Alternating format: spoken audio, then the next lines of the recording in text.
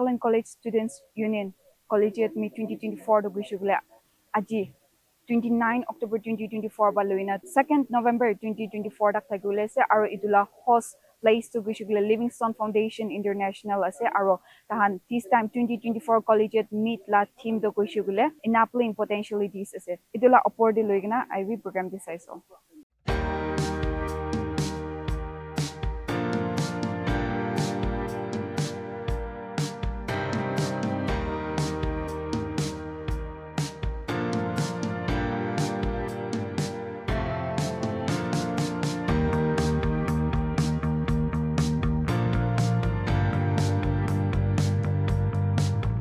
This evening, I'd like to thank the convener and the program and the executive councils who have done the program and have invited me for the function this evening.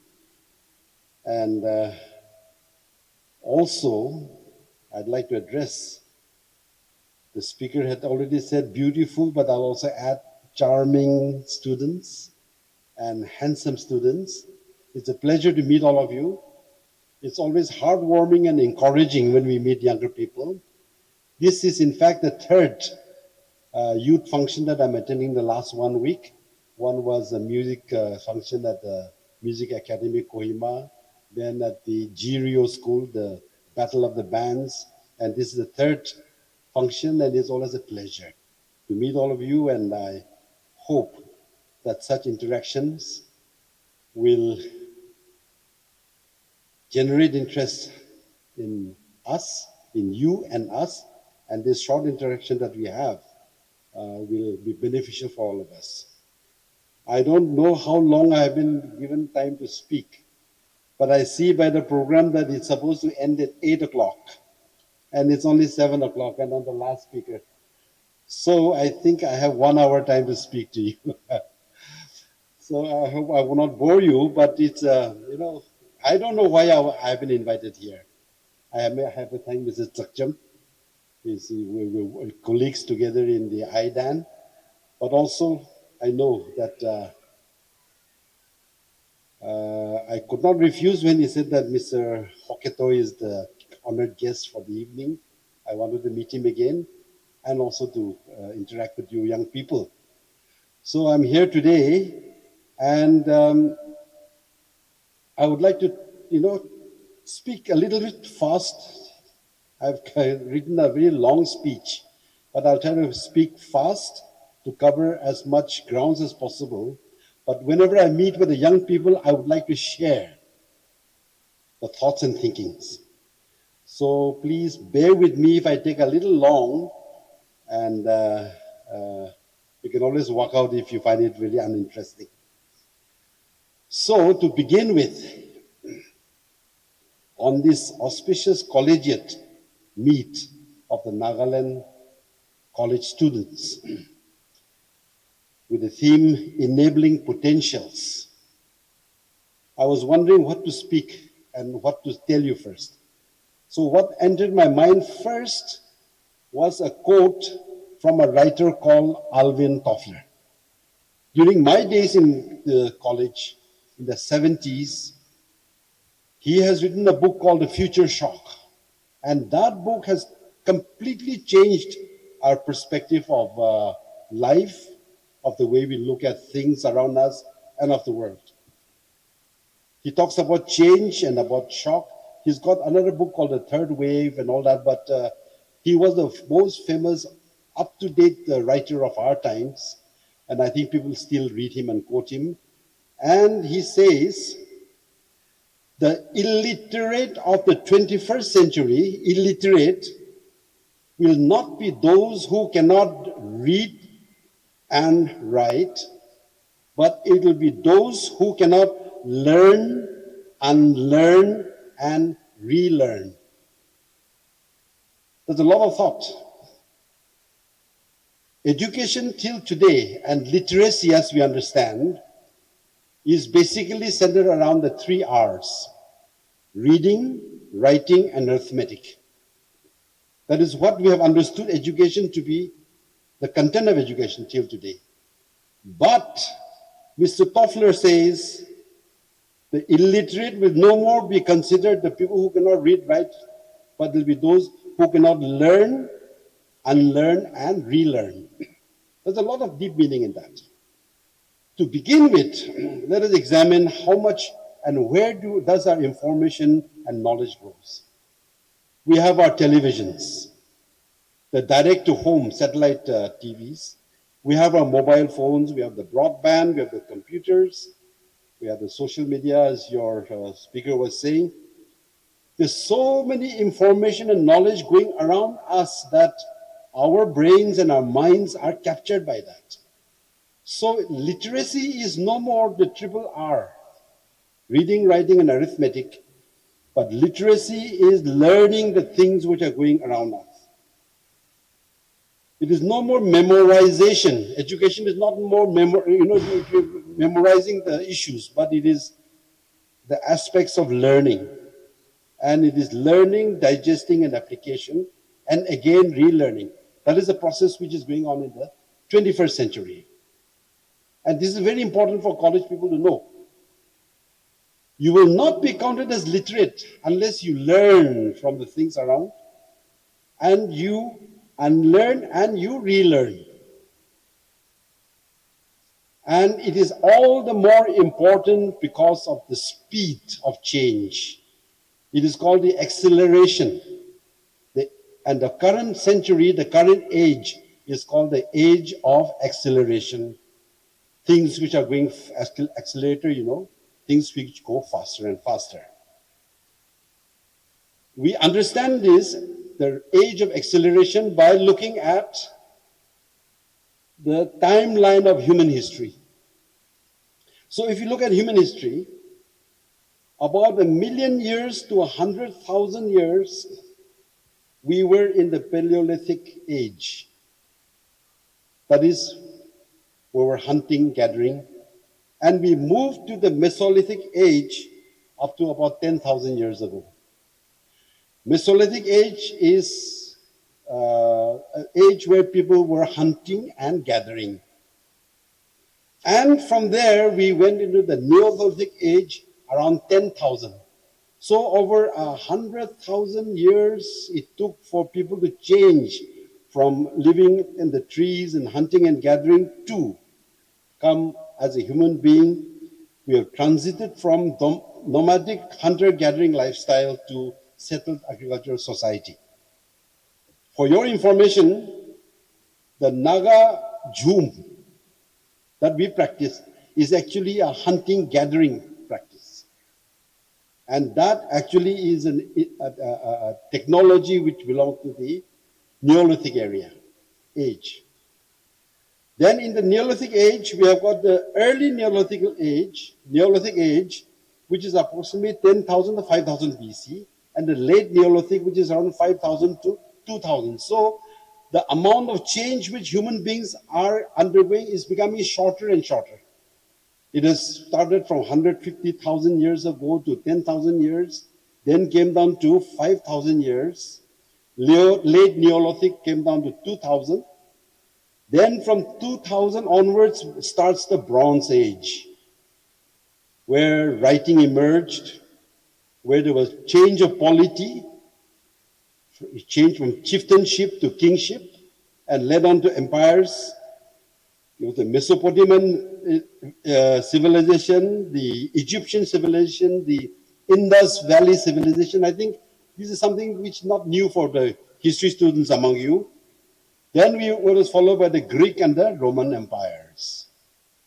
So from 100,000 years to 10,000 to 2,000 years, changes have been taking place.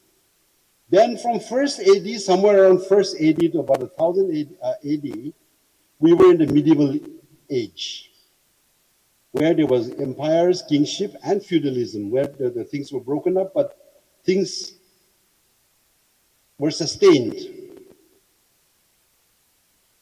There was the beginning of the world religions, Christianity and Islam. This is the beginning of the medieval period. That is within 1,000 years. In the next 500 years, 1000 AD to 1500 AD, we had the age of inquiry. We had the Renaissance.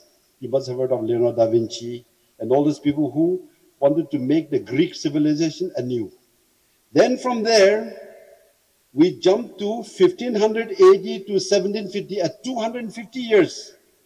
And there we have the age of discoveries. We have Columbus, you know Columbus, who discovered America. We have Magellan, who sailed around the world. Vasco da Gama, Marco Polo. And within this period, within the 250 years, Gutenberg, the person who invented the printing press, and from the printing press, knowledge proliferated, and the thinking of human beings completely changed. So from 100,000 to 10,000 to 5,000, the periods are changing to shorter periods. I think political science, you will know better what I'm this thing. I'll just be repeating. But I'm just trying to tell you how fast the changes are taking place. Then suddenly around 1750 to 1800, we started with the Industrial Revolution. That's just within about 1850, within about 100 years, the Industrial Revolution took. There's nothing cut about the periods, but from 100,000 to 10,000 years to 5,000 years to 2,500 years, now it is getting shorter and shorter. Within 100 years, the Industrial Revolution had taken place in Europe. Then from 1880 onwards to 1945, the machine age came into being, where the coal, gas, and the oil use was evolved in the human industries. Cars, railways, aeroplanes came into being. Then in the 1940s, we started the nuclear age, the atom bomb which was thrown in 1945. And from 1957 onwards, we started the space age. So shorter is the period in which the changes are taking place, the mind-boggling change. And today, starting from around 1970, we are in the information age. Knowledge has proliferated. We have the computers, we have the digital revolution. The speed of computers are doubling every year. And we have the artificial intelligence, chat GPT, I'll be talking about that a little later, cyberspace, robotics, quantum. Now the Americans and the Chinese particularly are trying to break into the concept of quantum computers, and cyborgs, half man, half machine. So that is how fast human society has been changed from 1,000,000 years to 100,000 years to 10,000 to 5,000 to 2,500, 1,000 to 500 years to 200, 100, and today that is what you have, the acceleration. That is called the acceleration of knowledge, acceleration of things. So I have briefly explained to you how human beings have started changing. And the changes are becoming faster and faster and faster. In this acceleration, it has affected a lot of things in the human society. There has been acceleration, thank you. Acceleration of the market, the economy. Explosion of the economy. There's been global flows in goods, production, commerce, and finance. Multinationals are redefining world without border. They're equally comfortable working in China, USA, Singapore, India as anybody else. No borders for them. The state is shrinking. Connectivity is improving. Everyone, everywhere, anywhere is connected to everyone, everywhere. Then you have the Amazon.com. I know many of you don't have to go to the USA to do your shopping. Many of you must be wearing clothes which you have ordered from Amazon. So those are the globalized market systems which has come into our place. So what I'm trying to say is we have accelerated into the economy. This acceleration, speedy change, has further taken place in the acceleration of population. In the beginning of the 20th century, that is the 1900s, the total world population was just 1 billion. That is 1,000 million people. By 1959, we had become 3 billion. By 1999, we have become 6 billion. And by 2050, right now it is about 8 billion. And by 2050, we shall be 9.7 to 10 billion. That's a lot of people. The Nigeria's population is equal to the USA, and Africa is expected to account for half of the world's population. So from 1 billion in the beginning of the 20th century, now it's becoming 10 billion. That's a lot of money, a lot of people. And that is having effect on the way we live. Food, how to feed the 10 billion people are becoming an issue before the world. We have migration, and therefore government of Nagaland have decided to go for RIN. I think all of you know that the registration of indigenous inhabitants of Nagaland. These are measures which the government has taken, which is important. That is not because of anything else, but because of growing population where people have migrated from Bangladesh to Nagaland. The pressures, the demographic invasions are growing. And that is the acceleration of the population. We have acceleration in nature. Everybody is talking today about global climate change. We have global warming, receding glaciers, melting polar eclipse, melting Himalayas. Cyclonic winds and hurricanes are becoming very, very common, especially in America and India. And closer home, we have excessive rains accompanied by heavy landslides. This year, particularly Kohima, Dimapur, we have been affected by landslides. We have got hailstones, cyclones, and so many other aspects of global warming. That is the acceleration of nature. So things, along with the change of human beings, nature is also changing. Then we have acceleration in global politics. Anything happens anywhere on the globe, there is automatic reaction all over the world. We have war in Ukraine. We have war in Israel and Palestine and Iran. We have people fighting in Sudan, in Ethiopia, Syria. Closer home, we have fighting going on between the military junta and the pro-democracy movement in Myanmar. Now, how do these things affect us? I'll just take you a little bit closer home. I'm sure you people know that the Cookies, they claim to be the lost tribe of Israel. And it is reported that there are more than 5,000 Cookies in the Israeli Defense Force.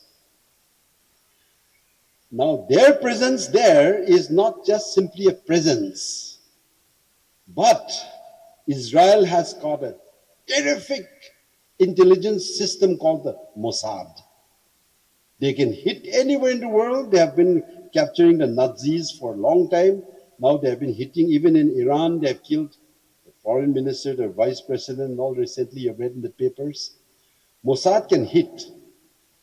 Now Mossad will definitely try to recruit the Cookies. And Mossad is working hand in hand with the CIA, the American intelligence agency. And you know what is happening in Myanmar, just across the border. The military junta and the pro-democracy people are fighting. The tribals are fighting. It means that the war going on in Israel is right at our doorsteps. I'm telling you this not as a conjecture, but because you are the future of Nagaland, and you should understand what is this globalization meaning. Anything happening anywhere has got an impact on us. And therefore, the global war that is going on in Israel with Iran is not something which is happening out there. It has implications on all of us. So let me end my talk on the acceleration, the age of acceleration on that, with some things on which I have mentioned about where we are affected. So in this age of acceleration, how do we enable the potentials of college students? So there, amid these mind-boggling accelerations, changes that are taking place, what do we do with the college students? So let us come down one by one. First, are we affected by the issues of globalization? Definitely. Our behavioral pattern has been changed because every home we have got DTH, we have mobile phones in our hands, we have social media at our disposal, we have computers, we are connected by roads, rail, and airlines, and we are connected. We are part of the world. But we, the elderly generation, we alone cannot do the thinking, and we are past our time, our prime. I'm now 70 plus. There is not much that I can do. But I'm talking to you tonight because you are the future. When we say the youth are the future, you are the future of Nagaland and the Nagas. You will have to adapt yourself to the age, in the age of acceleration, the fast, mind-boggling pace of change which is taking place. Our generation is gone. It'll be up to you. And that is what you have to understand. You have, as a college student and the community, you will have to be thinking. You'll have to work. You'll have to not just study. As I said, you don't just read to get a job. You study to learn, like Toffler has said, learn, unlearn, and relearn. Learning is different from memorization. To memorize for a UPSC or an NPSC exam, that's a different proposal. But you have to learn if you want to change society. And in this age of acceleration, you have to give a clarity for the people. You have to give us a sanity in the age of chaos and clarity in the age of confusion. And that is what we expect you younger people to do. As I said, recently I have attended 2 school functions, the Battle of the Bands, the Jirio, the Music Academy.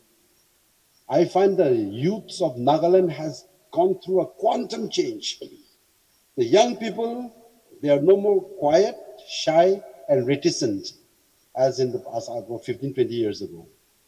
Young people are dynamic, forward-thinking, smart, expressive, eloquent. They can speak and express themselves. The young people in schools. It's amazing. And that is what we have to target for the future. Now, surprisingly, I was talking about Chat GPT. So I just typed in and I said to Chat GPT, what do you think of the Naga youth? And this is the answer which Chat GPT gave. It's not my concoction, okay? The youth of Nagaland are known for their vibrant culture, strong sense of identity, and commitment to their heritage. Many are actively engaged in preserving traditional practices while also embracing modern education and technology. They often participate in community activities, including festivals, just imagine, that showcase their rich traditions, music, and dance. Additionally, many young people are involved in various social and political movements advocating for issues like education, employment, and cultural rights. With a growing interest in entrepreneurship and innovation, Naga youth are increasingly seeking opportunities beyond traditional careers, often looking to make a positive impact both locally and globally. Overall, they represent a dynamic blend of tradition and modernity. Wow. And this is not my writing. I've told you that this, I got it and I just copy paste from the chat GPT response to my query. The computer knows so much about you. And this is what the machines are looking at. Now, how do you translate that into reality? You can. You have the potentials. The machines, the chat GPT is the artificial intelligence, they have recognized this among the Naga youth, among you, the youth. Now you have to make that recognition a reality. And that is what I think is the true meaning of enabling the potentials. As you meet here in the Collegiate meet, you have to think seriously about this. And in this regard, we have to think about our own Nagaland situation. We cannot keep thinking about the computers and what Chat GPT says and what they praise. We have to think about our own situation. So in Nagaland, you and I, we know that our people are living in very poor living standards. Some are in abject poverty. The quality of life, especially in the villages, is very, very low. We have deplorable development conditions. Even the road to the capital is we cannot keep it open. The roads requires a lot of activity. Railways, in the last 10 years, it has been started since I was there as the chief secretary, but it's not yet getting through just to reach Zubza, not even up to Kohima. Airport, the less said the better. Because we have been trying to take the airport to a certain place, Jithu. Whereas Manipur and Guwahati, they have become international airports. You have seen all the swanky airports, which is around all over India. Our poor Dimapur airport is rotting away. Politics. I don't want to speak much about politics, but we can't avoid speaking about politics. Overground politics. We have to think about the governance system. It is not functional. There has been instances when I read in the paper that deputy commissioners have not been allowed to come out of their houses in Tuensang and Wokha. Means the total administration is finished if the DC cannot step out of his house. Materialism is all pervasive in the government. Corruption. I mean, it was corrupted when I was there also. But then when I see today, every action of every government servant is materialistic. Corruption rules the day. I don't know what has happened in the last 10 years after I retired. We have elections. We don't have elections. We call it elections, but rather it is selection of the richest. We select only the richest. Then we have the tribalism, it's good to be a tribal. The good qualities are there. But tribalism has overshadowed so many things. We have frontier Nagaland now. We have central Nagaland. We cannot, Tinime Nagaland. We cannot think as a Naga. We'll stop thinking as Nagas. This collegiate meet, I wish, since you have a knowledge hub and discussions, you would discuss this thing seriously.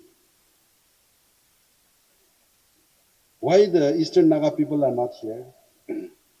You have to reach out to them and find out what is happening, what is wrong. Yes, neglect, but these are government policies. But there's so many other things which we can bind it. We have got a common culture, a common existence. We should not let go of the Eastern Naga people. What about underground politics?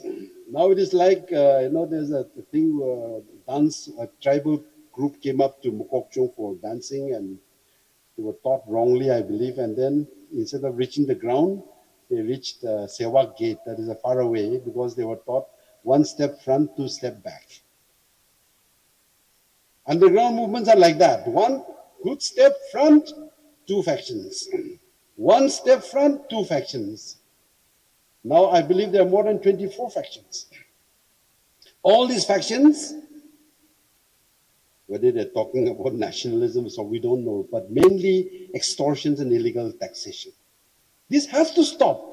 And it is the youth, the educated youth. You have to learn and unlearn and relearn what is wrong with our society and do something about it.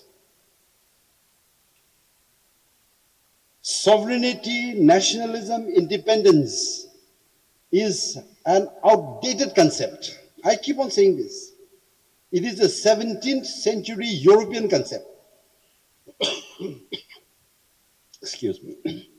It's an outdated 17th century European concept that was born in Europe, by which the French Revolution, the American War of Independence, and other things took place. Yes, it was necessary at that time because kingship and empires was there, oppression.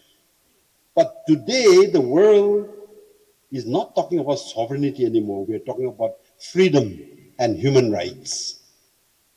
We're not talking about nationalism, but indigenous identity and existence.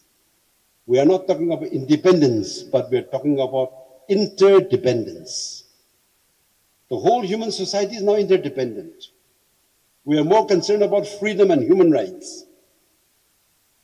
We're more concerned about recognition of the indigenous and maintenance of our identity rather than nationalism.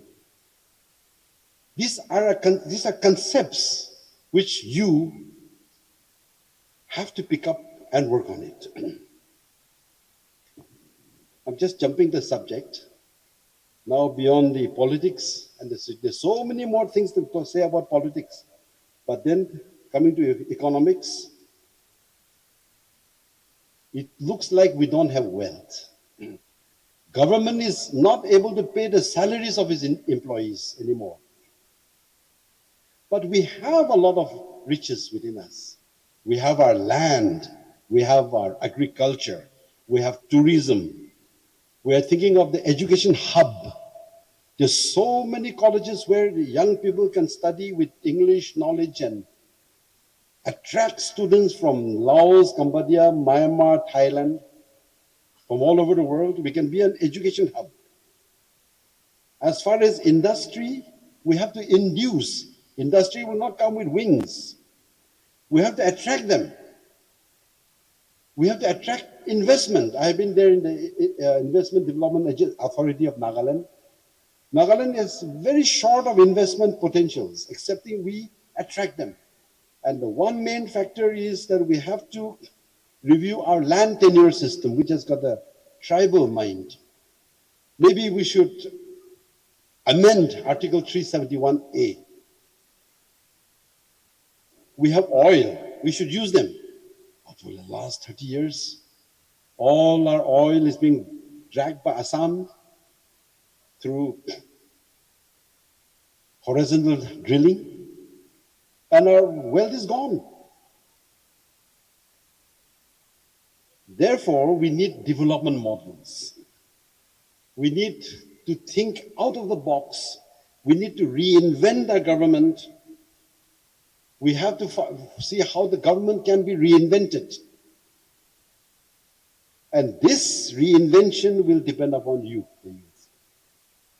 We can think of expressways. I have written a proposal to the government when I was in the government as chief secretary. I had written about the expressway from Tijet down to Khelma via Dimapur on the foothills, along which the industrial hubs can come up. You have to think big. You have to think out of the box. You have to be bold. You have to be brave. You have to change laws if they are bad for us. You have to be adventurous, and you should not be afraid. And that is the need of the hour among the youth and the college students, particularly if you are to learn, to unlearn, and to relearn. Let me ask you a question. America and Japan. Just taking two examples. Who have built them? The skyscrapers of America, of New York, of Tokyo, have they been brought by some angels and placed there? No. These have been built by the sweat and the blood and the toil of the Americans and the Japanese themselves. They have not brought in muthias and miyas to work for them. Understand this. We are just sitting idle, doing nothing, making the muthias and the miyas work to build our land, our buildings, our state. I think there is a limit to which we should take it. We should change this. We should have the dignity of labor to pick up the shovel.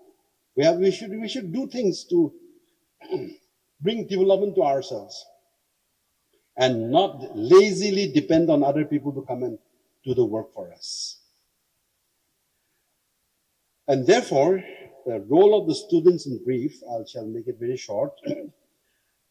Students will start learning and bringing about change exponentially because the world is changing, accelerating at exponential rates. The world is just not changing, it is being dramatically reshaped. And therefore, we have to start operating differently at many realms at once. Students will also need to be reshaped and able to reinvent and rethink, not only according to what you read in the books. Get into the books and start thinking and examine whether this is right or this is wrong. Then you have the Google or the Chat GPT, you can ask whether what the teacher has said is right or wrong, whether it applies to you correctly. That is what will change you and through you the world. We need quick and fast reforms. Students will need to be brave and bold. You have to hone your learning skills to adapt to the new situation, and you will have to look elsewhere for your heroes. Today, if I'm not mistaken, the basic heroes of Nagaland are politicians and bureaucrats, government servants. We have one hero sitting right here. How many are you willing to emulate him? How many of you are willing to become businessmen, scientists, inventors, not just with your eyesight on the NPS and the UPSC? Those are not the jobs of all. All of you cannot be accommodated there. So you have to change your perspectives. So I have raved and ranted for now about 30 minutes. So I'll just come to the end. Let us know why we call ourselves Christians. God is real. God exists. And with God's help, there's nothing that we cannot do. Americans, they have put their faith in God. Of course, these days they have their policies, they have moved away from God. But they started with "In God We Trust." For 300 years, God blessed them. And this is well written. So tonight, as I end, I'd like to leave with you just one verse from the Bible. The verse is from Jeremiah 29, verse 11, which I'm sure many of you already know. I'll just read it out. For I know the plans I have for you, Nagas. Plans for your welfare, not for disaster, to give you a future and a hope. May God continue to bless the college students of Nagaland, and I wish the Collegiate meet all best wishes in your deliberations. Thank you very much. All Nagaland College Students Union, Ansu Khan, Chuagali, that is 29 October, introductory session shuru hui gina.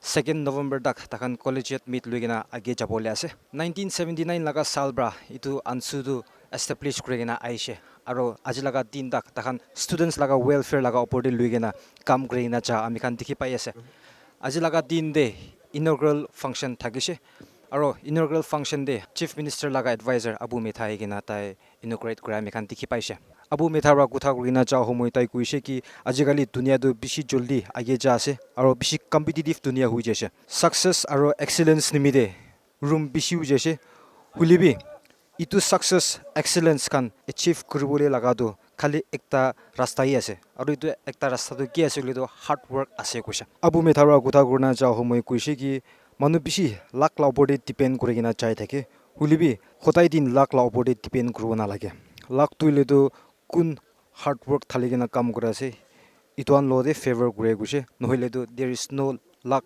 for success kuina tai kutha kura homoi tai janai dise ansulaga bhitor de 40 units ase aro itu par 34 colleges kan ahigena itu collegiate meet te part lugena age chabole ase abi ami kan ajilaga inaugural program opor de luigena titel prize sai lobo.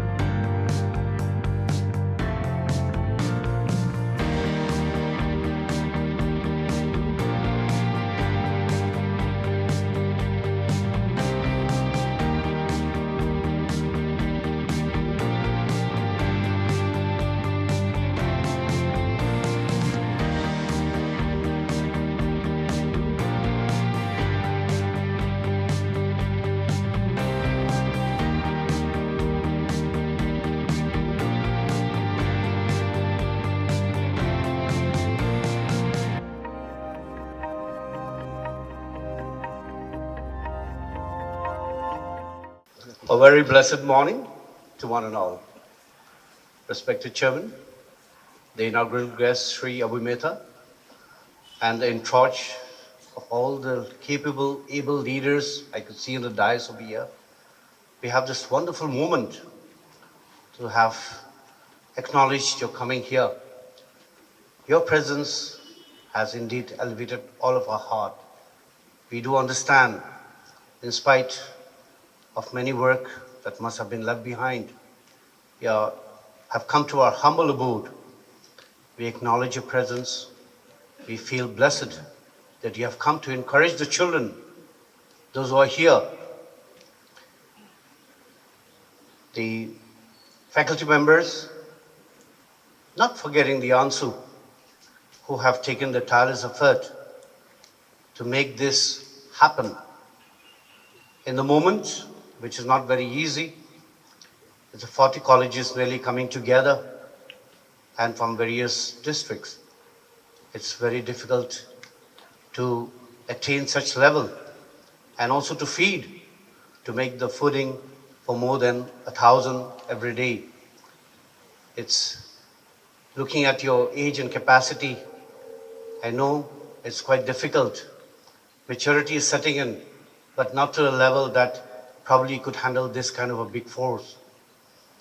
I know all of you are individual, but coming towards this platform of individualism has gained a momentum of great force, which can obviously change our state and the nation if we want to, for the betterment of everybody.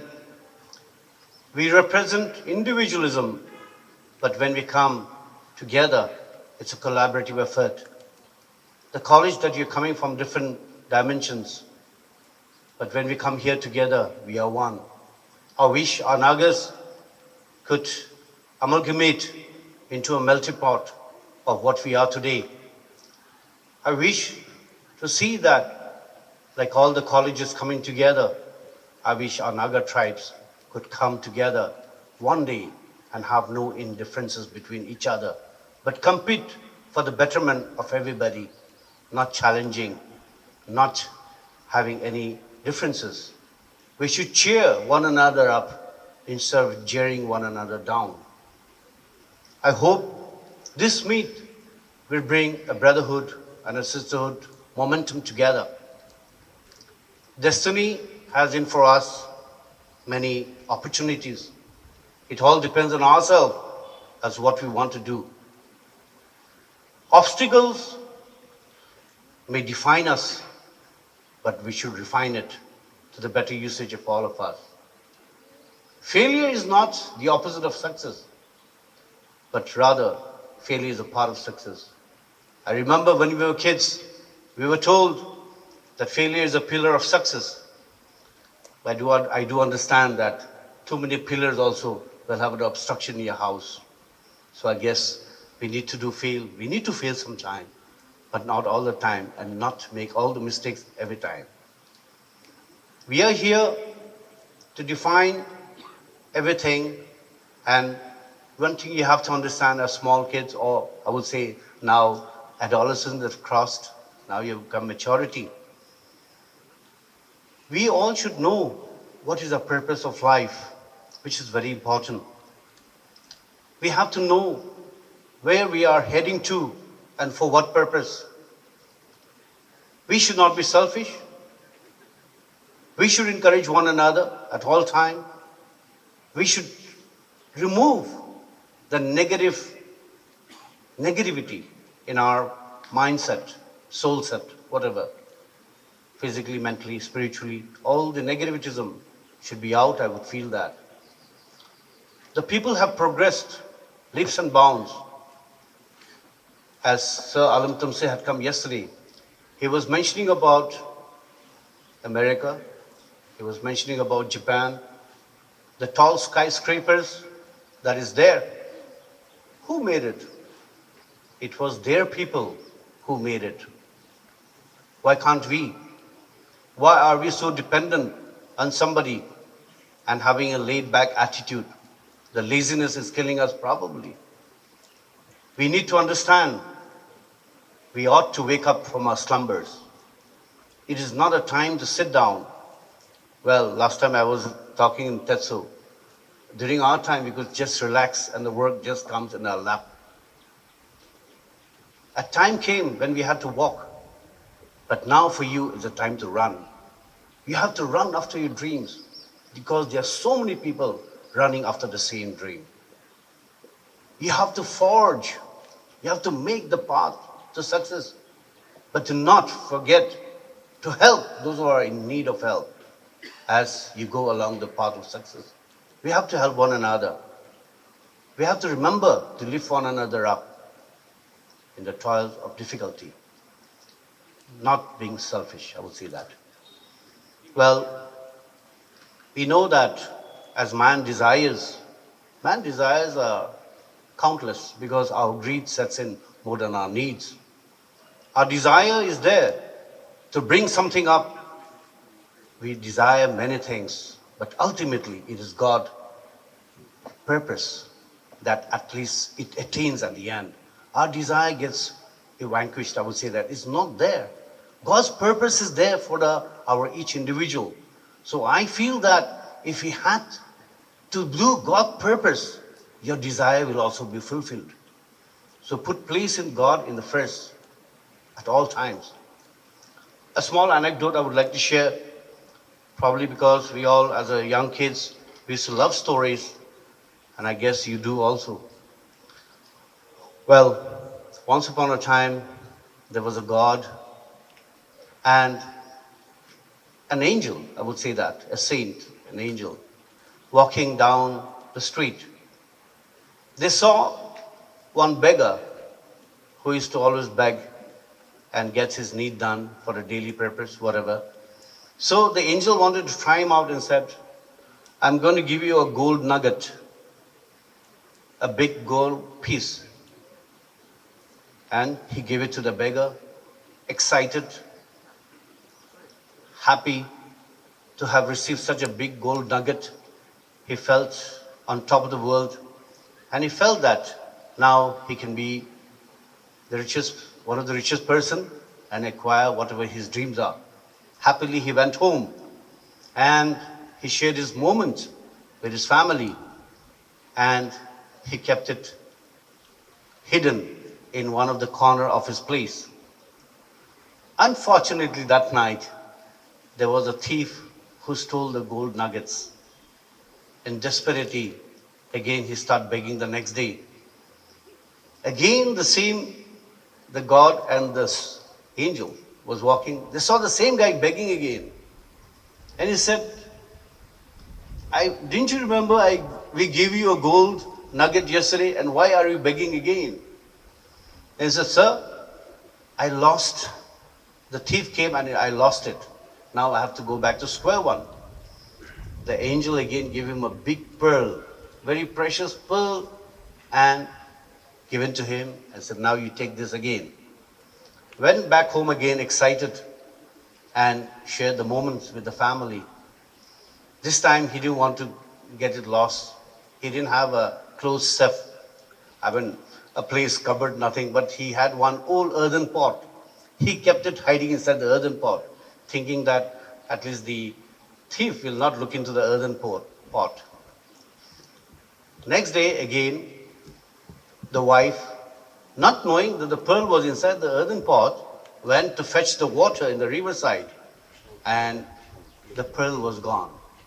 Unknowingly, it went flushed down to the river. Again, very sad, he went begging the next day again. Again, he met the God and the angel. This time, he said, what happened again? He said, sir, my wife, as so and so, by mistake, took to the pot and is gone to the river, flown down. Then this time, God intervened. He said, okay, I'm going to give you 2 coins, which was not even worth the gold nugget, which was not even worth the pearl.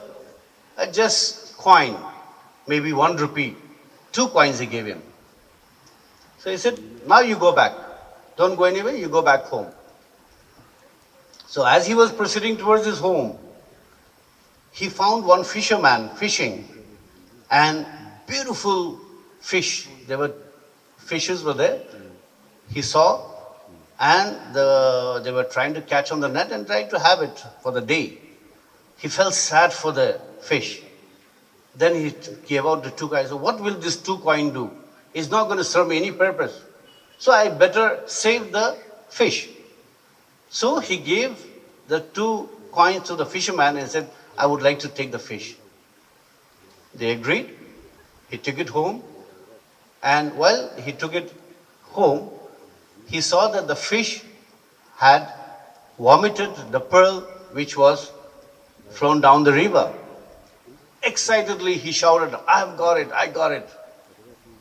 Suddenly, he saw that nearby the thief was standing, and the thief thought that he could recognize him.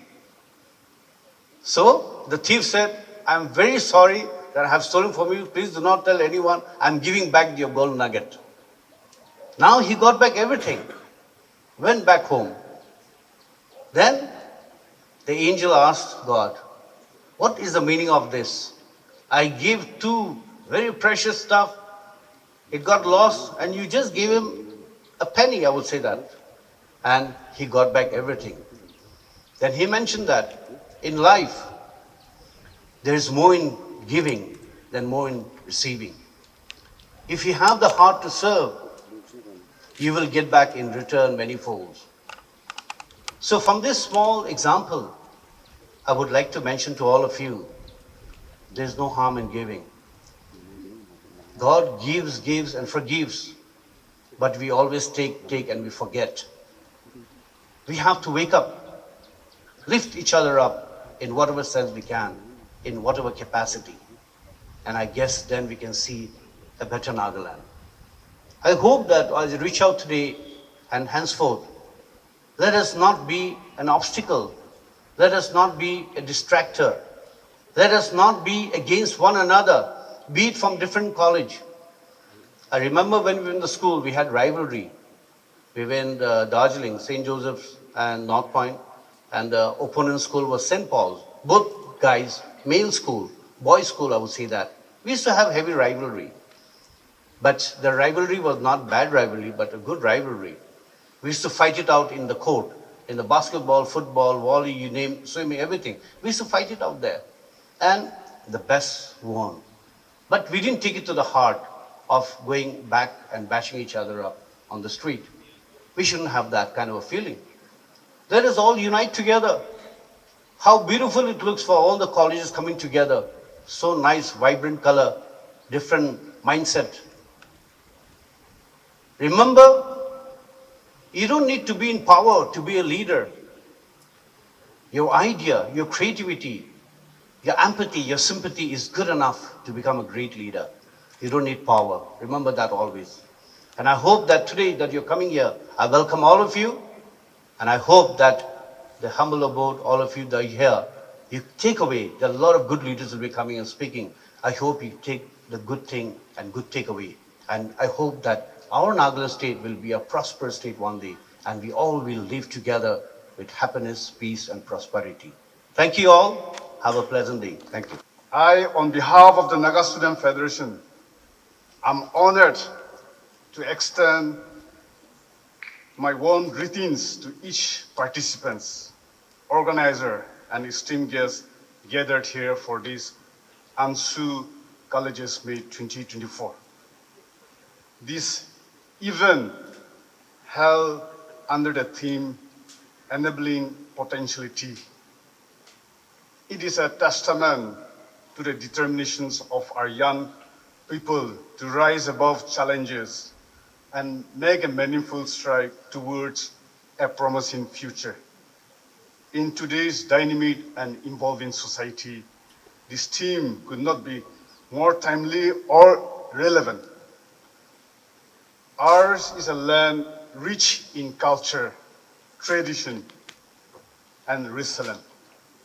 Yet, as we navigate the reality of our time, repeat social economic change, the need for skill development, and an increasingly competitive world, we also encountered significant challenges.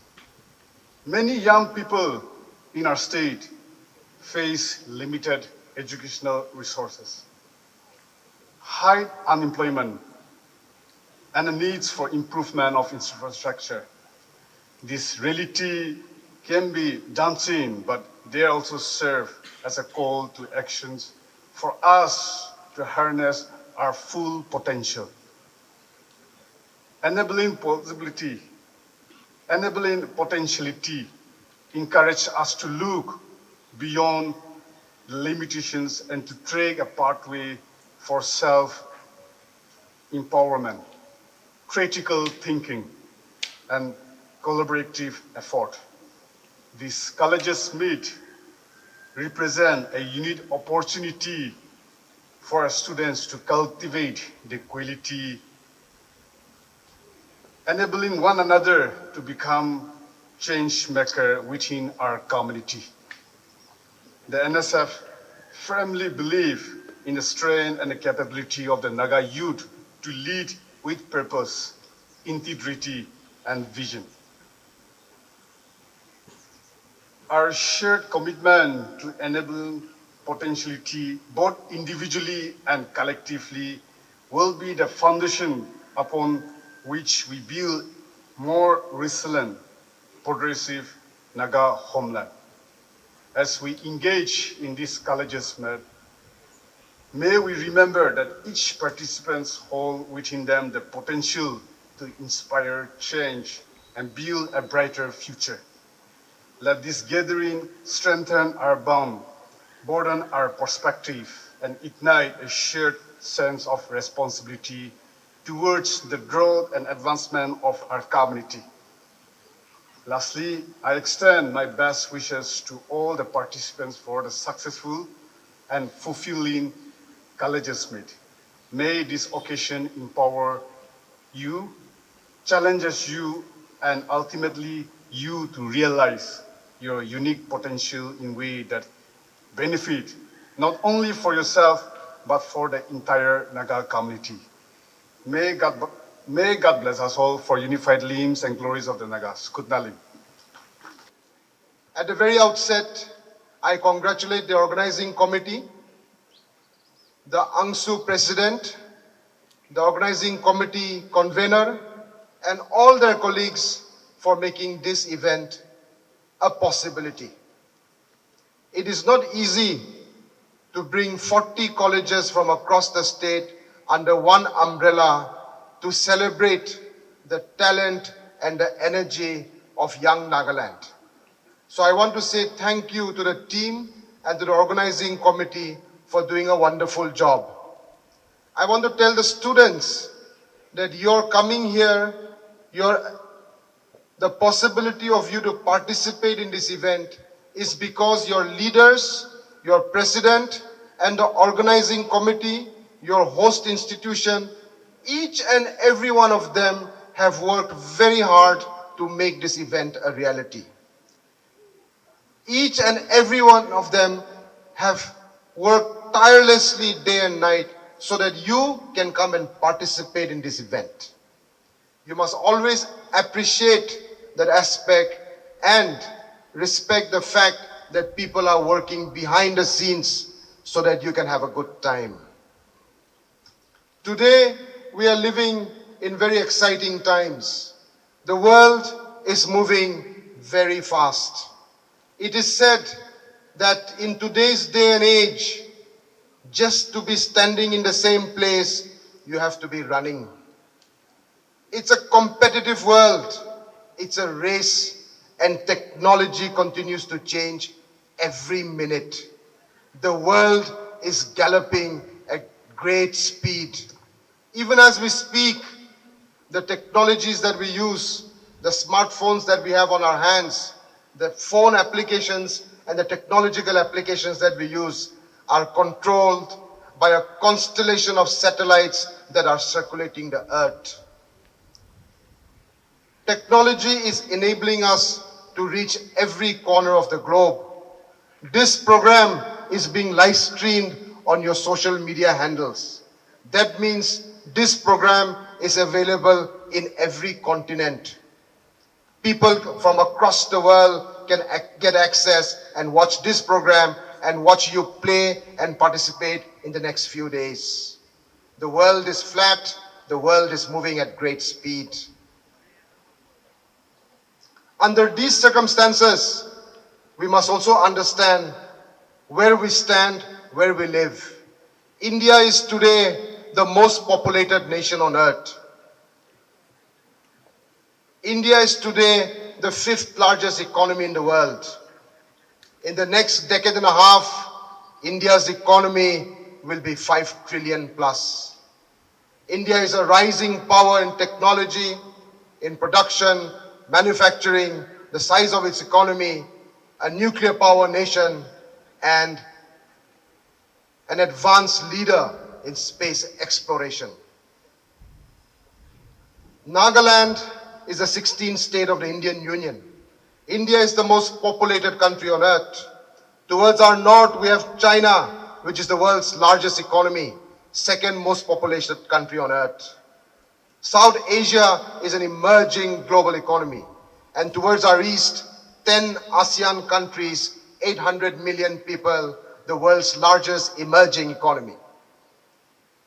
It is under these circumstances that Nagaland is in the gateway to the east. For India to go to the ASEAN, for India to reach out to the east, we are in the heart of the gateway. The Trans-Asian Highway, which connects 1.5 billion people to 800 million in the ASEAN, cuts to the heart of Nagaland. That highway that you use to travel here is a Trans-Asian Highway that will connect the Indian subcontinent to Myanmar, Thailand, Indonesia, and beyond. These are exciting times.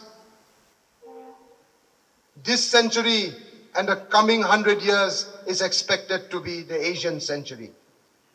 Asian countries are to be becoming the biggest economies, the most influential countries on earth. And it is in this century, it is in these circumstances that each of you will grow up in. Unlimited opportunities, great excitement, and so much room to achieve excellence and success. But for you to achieve excellence, for you to succeed, There is only one way. Hard work, and more hard work. The way to excellence, success, recognition, and for those dreams to come true is through hard work. You cannot depend on luck to succeed because luck is fair. Luck will favor those who work hard. You will win that race if you train the extra mile. You will win that match if you sweat the extra bucket. You will get first in your academics and your exams if you burn that midnight oil. There is no luck in success. So I want to encourage all of you that as long as you work hard, as long as you're disciplined, committed, success will come searching for you. You don't have to go searching for success. I'm told that there are about 1,000 young students from all over Nagaland present here in this meet. 1,000 students from every corner of the Nagaland. What is the meaning of that? It means that young people of Nagaland are a power that unites the state. The platform is sport. Sport has the power to unite people. The Olympic Games, the FIFA World Cup bring more countries under one umbrella than any other event on earth.